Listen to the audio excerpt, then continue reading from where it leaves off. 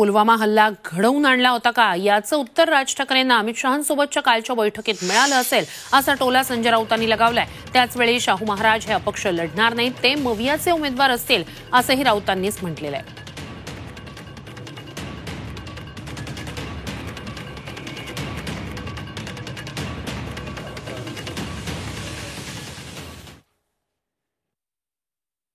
पुलवामा हत्याकांडाच्या आधी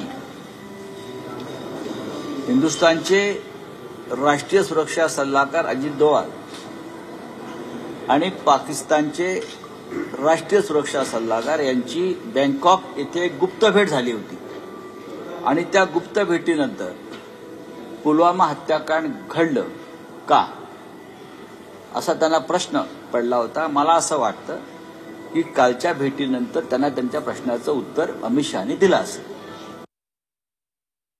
अमृत नोनी आर्थो प्लस ये एक प्रूवन फॉर्मूला है। इसमें मौजूद नोनी फल के गुण और आयुर्वेदिक जड़ी बूटियां शरीर को जरूरी पोषक तत्व देने के साथ साथ हड्डियों और जोड़ों के घिसने, उनमें होने वाले सूजन और दर्द को रोकने में मदद करता है। दर्द मुक्त जीवन के लिए अमृत नोनी आर्थो प्लस। लढणार नाही, ते महाविकास आघाडीचे उमेदवार असतील।